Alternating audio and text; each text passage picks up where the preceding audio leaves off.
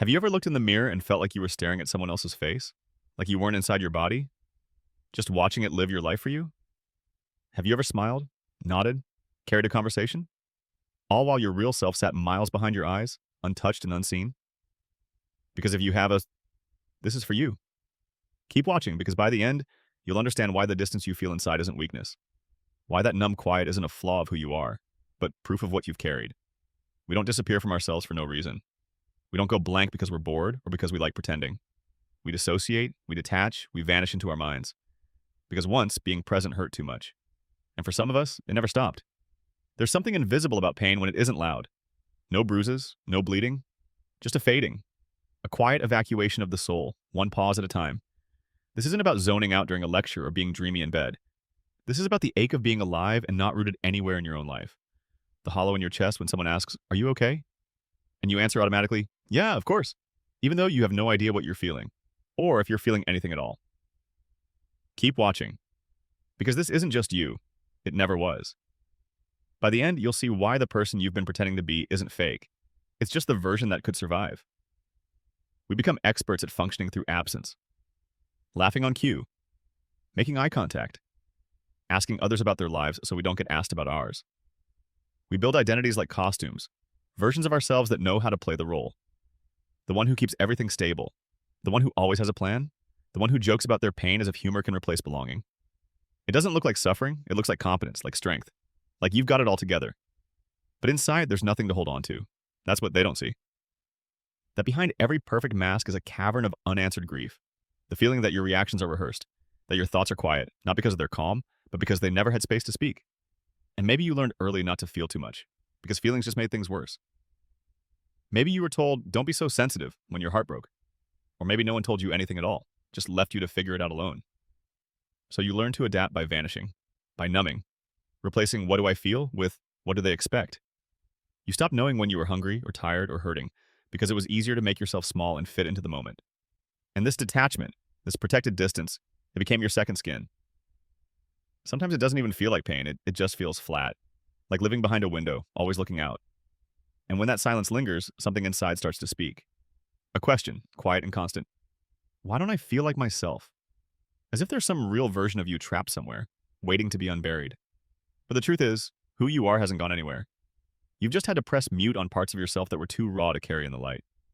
Because there were days, maybe years, when being honest was dangerous. When needing too much meant being left. When the most loving thing you could do for yourself was to disappear. There's a kind of brilliance in how we learn to protect ourselves, to float above pain instead of drowning in it. Dissociation isn't weakness, it's precision, it's survival. But over time, the same armor that saved us starts to lock us out. We forget how to trust our emotions because stepping back from them became instinct. We forget how to be known because the version of us that gets praised isn't the one that bleeds. And the more we live like ghosts in our own bodies, the more people believe the performance. You're so chill. You're so grounded. Nothing ever seems to bother you. And we nod, grateful for the compliment we never asked for. Because to let them see the truth, the panic under the stillness, the hollowness behind the smile, feels riskier than staying asleep. But silence has a cost. Eventually, even the most convincing act starts to crack. You might notice it in quiet ways, avoiding mirrors, rewatching the same show not for fun, but because it feels like the only place where your mind doesn't slip. Standing in the shower for too long because you're not sure what comes next. Or waking up and needing 3 hours just to feel real. And still, when someone asks, "How are you?" you have a script ready, always. Even when your chest is aching and you can't name a single emotion that fits. Because if you stop pretending, what happens next? You might forget how to breathe inside your own skin. You might crumble in front of people who thought you were fine. You might have to face the question, who am I when I'm not performing? And that's the blur, isn't it? The fear that maybe you don't know, that maybe the real you got lost in all the versions you had to become just to be loved. Keep watching. Because this is the part we rarely tell anyone, even ourselves. That it's easier to seem okay than to risk being honest and rejected. That our masks are stitched with memories of moments that taught us our pain wasn't welcome. And the longer we wear them, the more we mistake the mask for the face. And then, one day, we realize we can't take it off. We don't just forget how to feel, we forget we ever did. Emotions start to feel like strangers knocking on the door, and all we can do is pretend we're not home. Even joy feels suspicious. Even rest feels undeserved.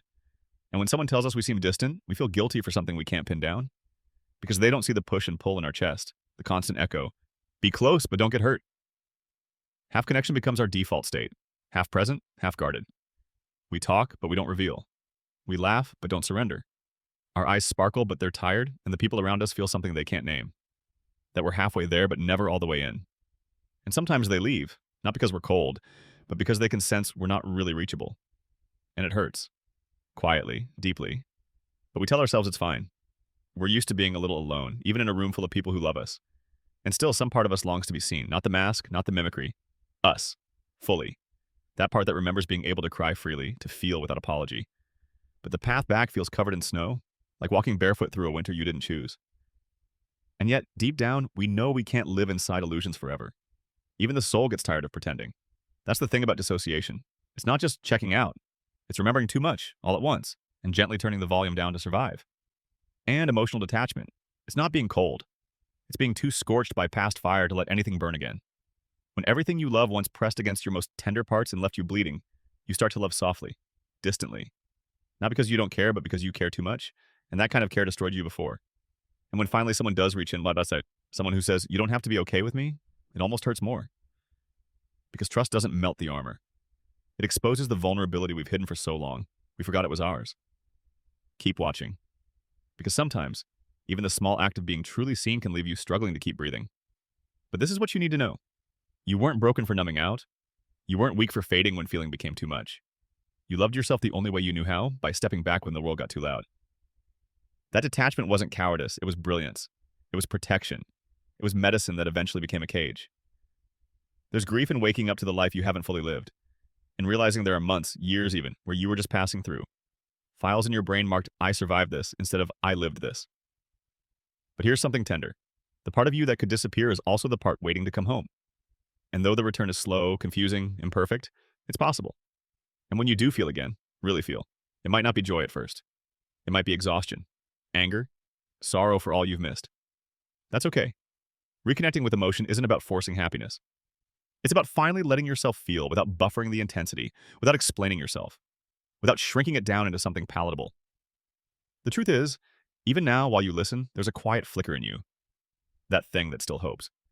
The part that doesn't want to vanish. The part that longs to laugh and mean it, not just copy the sound. And if that part feels small, delicate, nearly imperceptible, it's still there. A pilot light. Waiting. Not gone. Never gone. We're not meant to live caught in halfway states. Too numb to hurt, too armored to love. But we entered that halfway house not because we failed, but because reality gave us too much too soon. It's okay if you don't rush your return. It's okay if present still feels like weight on your chest.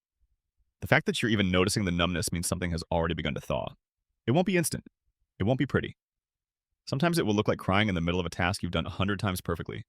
Sometimes you'll feel rage and not know where it came from. Sometimes you'll want to go back to blankness because nothingness felt safer. But slowly, gently, something opens. You might notice a song hurts more beautifully than it used to, or that you tasted your food and actually wanted to keep eating.